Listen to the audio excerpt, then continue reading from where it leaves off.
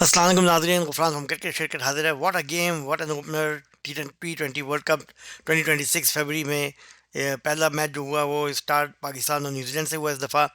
और what a game, Pakistan लग रहा था कि शुरू में सबके आसार यही थी कि पाकिस्तान जो है वो ये मैच आराम से जीत जाएगा न्यूजीलैंड से। लेकिन जैसे मैंने आपको कहा था, अगर आपने मेरा प्रीव्यू देखा हो तो बहुत सारी चीज़ें जो मैंने कही थी उसमें पूरी हुई हैं। जैसे मैंने ये कहा था कि पाकिस्तान अगर टॉस जीते तो उसको पहले बैटिंग करना चाहिए, लेकिन उन्होंने नहीं किया। उसके बाद फिर मैंने ये कहा था अगर 140 न्यूजीलैंड बना देता तो इनके लिए बड़ा मुश्किल हो जाएगा इसको चेज़ करना, और वही हुआ। और उसके बाद मैंने ये भी कहा था कि पाकिस्तान जो है उसमें फ़हीम अशरफ को होना बहुत ज़रूरी है। पहले ये हो रहा था कि शायद उसको ना खिलाएं, लेकिन ग्रीन ग्रास देख के उन्होंने 3 सीमर्स रख लिए थे, otherwise they were going for 2 seamers. और इस पे फिर मैंने ये कहा था शादाब को रोल नहीं बनता, शादाब की जगह फ़खर जमान को होना चाहिए। वो उन्होंने नहीं किया, जिसकी वजह से पाकिस्तान को मुश्किलात का सामना करना पड़ा। और आपने देखा बड़ा थ्रिलिंग मैच हुआ। पाकिस्तान शुरू में तो क्रूज़ कर रहा था। सबसे पहले पाकिस्तान ने टॉस जीत के उनको बैटिंग करने का दावत दी, और उसमें उन्होंने बड़ा ब्रिस्क स्टार्ट किया। तो मैं आपको पूरी डिटेल बताऊंगा और स्टैट्स भी हम इसमें शेयर करेंगे कि पाकिस्तान और इन्होंने दोनों ने क्या पावर प्ले में कितना स्कोर किया और विकेटें कब कब गिरी। लेकिन बड़ी थ्रिलिंग बात यह है कि पाकिस्तान का वो मज़ा जो 80s और 90s का था, कि वो हारता हुआ मैच जीत जाते थे और जीतता हुआ मैच हार जाते थे, वही देखने को मिला।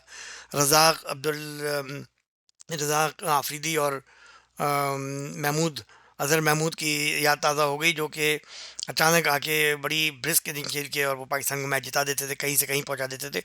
T20 में जैसे मैंने पहले भी कहा, कोई भी एक बंदा या दो प्लेयर्स अगर खड़े हो जाए तो T20 में मैच का पासा 1 या 2 ओवर के अंदर बदल सकता है। इसमें भी यही हुआ कि फ़हीम अशरफ का मैच एक छक्का मारने के बाद जो है वो उनका कैच ड्रॉप हुआ, और उसके बाद उन्होंने 19th ओवर के अंदर 24 रन बना दिए। जबकि बिल्कुल इक्वेशन जो है वो बड़ी आउट लग रही थी। 3 ओवर के अंदर 29 रन्स, और फिर 12 बॉलों पे इनको चाहिए थे 24 रन शायद। तो इस तरह पाकिस्तान को ये बहुत मुश्किल टारगेट था, जो कि फ़हीम अशरफ की जो धुआंधार बैटिंग ने पॉसिबल कर दिया, और पाकिस्तान ये मैच जीत गया। अगर पाकिस्तान ये मैच हार जाता तो definitely they would be out of the tournament. और ज़ाहिर है पाकिस्तान क्योंकि इंडिया के खिलाफ नहीं खेलेगा, तो वो 2 पॉइंट्स पाकिस्तान को वैसे ही वहाँ नहीं मिल रहे हैं। तो अगर एक भी मैच तीन में से, अब पाकिस्तान का यूएसए से है और फिर नमीबिया से, अगर एक भी मैच हारता है तो they will be out of the tournament probably. तो ये बहुत ही ज़बरदस्त मैच था, देखने के काबिल था। रात को देर तक यहाँ पे चला, तो उसको बॉल बाय बॉल देखने में बहुत मज़ा आया। लेकिन ये कि हर हर लम्हा यही लग रहा था पाकिस्तान माइट लूज़ इट।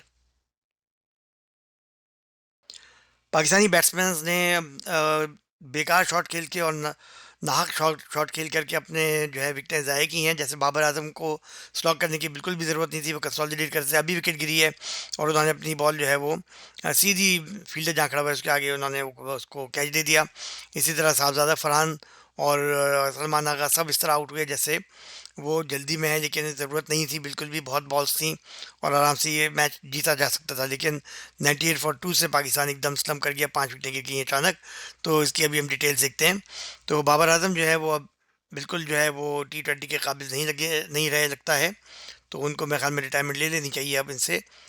अम, जैसे कि मैंने कहा कि पाकिस्तान ने टॉस जीता और न्यूजीलैंड को बैटिंग की दावत दी, तो न्यूजीलैंड ने अपने 10 ओवर में 147 रन बनाए। 19.5 ओवर्स में वो ऑल आउट हो गए। 7.4 रन रेट था। स्कॉट एडवर्ड्स ने 37 रन बनाए 29 बॉल्स पे, और लेविट ने 24 रन बनाए 15। लेविट जो है वो उनके बड़े ख़ास बैट्समैन है जो कि धुआंधार बैटिंग करते हैं। इन्होंने 15 बॉलों पे 24 रन बनाए। बड़ा शानदार कैच बाबर ने उनका पकड़ा, जो कि बाउंड्री के बाहर बॉल जा गई थी, और वो उन्होंने उछल के हवा में और बॉल को बाउंड्री के अंदर फेंका, और शाहीन अफरीदी ने उसको कैच कर लिया। तो टर्निंग पॉइंट था, बहुत ज़बरदस्त वो कैच था। एक बात ये थी कि पाकिस्तान ने जब देखा ग्रीन सरफेस है तो उन्होंने 3 फास्ट बॉलर्स लाए। स्पिनर्स भी हैवी थी पाकिस्तान की, जिसमें अबरार थे, मोहम्मद नवाज़ थे, शादाब थे और साइम अयूब थे। फिर सलमान आगा भी स्पिन कर सकते हैं, तो काफ़ी स्पिनर्स थे पाकिस्तान के पास। लेकिन ये 3 बॉलर जो फास्ट बॉलर थे, जिसमें सलमान, मिर्ज़ा, शाहीन आफरीदी और फ़हीम अशरफ। सरप्राइजिंग बात ये थी कि पाकिस्तान ने जब बैटिंग का आगाज़ बॉलिंग का आगाज़ किया, तो शाहीन आफरीदी को काफ़ी रन्स पड़े शुरू में ही। 23 या 28 रन उन्होंने दिए अपने इस ओपनिंग स्पेल के अंदर, और कोई विकेट हासिल नहीं की उन्होंने। तो सबसे पहली विकेट जो है वो साइम अयूब ने हासिल की, और वो बड़ी तेज़ी से रन्स बना रहे थे। तो ये अजीब बात है कि पाकिस्तान ने शुरू में जब देखा कि रन्स पड़ रहे हैं तो चेंजेस नहीं की ज़्यादा, और साइम अयूब को बहुत देर में लेके आया। जबकि आपको पता है कि पिछले मैचेस में साइम अयूब ने काफ़ी तेज़ी से विकेट ली और काफ़ी कामयाब बॉलर साबित हुए हैं, लेकिन काफ़ी देर में उनका इंट्रोडक्शन हुआ। तो ये बड़ी अजीब-सी बात थी जो पाकिस्तान देख रहा था कि विकेटें नहीं गिरी तो जल्दी से इंट्रोडक्शन करना चाहिए, but they stuck with the fast bowler. तो सरफेस ग्रीन थी, वो समझ रहे थे फास्ट बॉलर्स को ज़्यादा ज़्यादा हेल्प मिलेगी और स्पिनर्स को, जैसे मैंने अपने प्रीव्यू में भी कहा था कि स्पिनर्स फ्रेंडली नहीं है ये, लेकिन बाद में देखा कि स्पिनर्स ने विकेटें ली हैं। स्पिनर्स की विकेटों की क्या हम कह सकते हैं, बट ज़्यादातर बैट्समैन अपनी गलतियों से आउट हुए हैं, स्पेशली पाकिस्तानी बैट्समैन।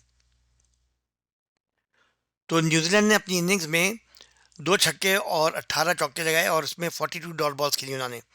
सलमान मिर्ज़ा ने 14 डॉट बॉल्स की और 3 फॉर 24 उन्होंने 3 विकेटें ली 24 रन से बस।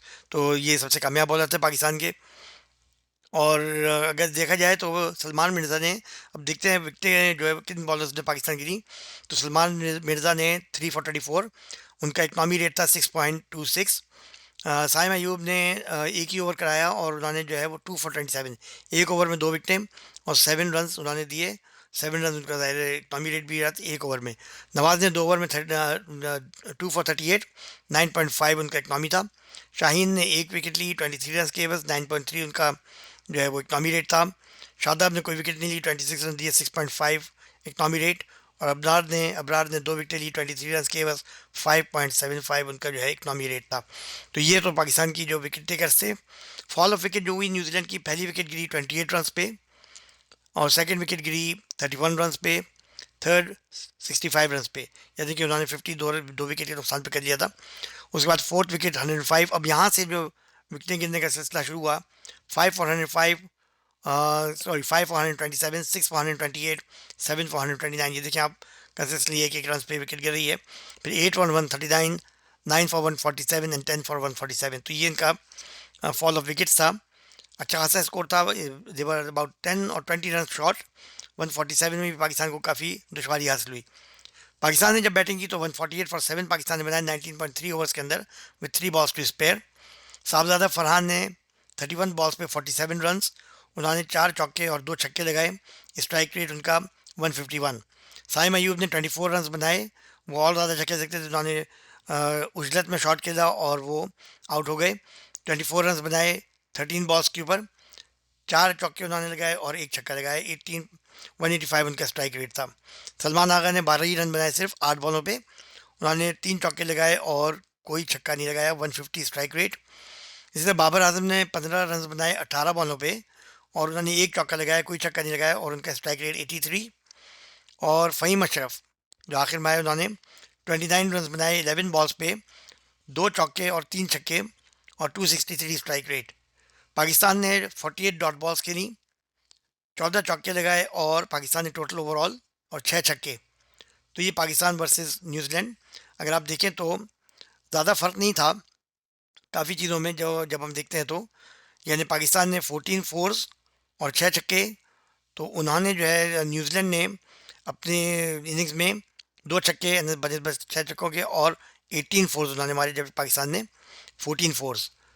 अब हम देखते हैं कि पाकिस्तान इनका विकेट जो है वो फॉल जो हुई वो कैसे हुई।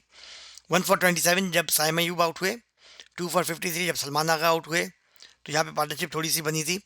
फिर 3 फॉर 98 जब साहबजादा फरहान आउट हुए, यहाँ पे जो गिरी विकेट 98 पे, तो फोर्थ विकेट भी 98 पे गिरी। उस्मान खान 0 पे आउट हुए, उन्होंने बॉल चिप कर ली अपने स्टम्प्स के ऊपर।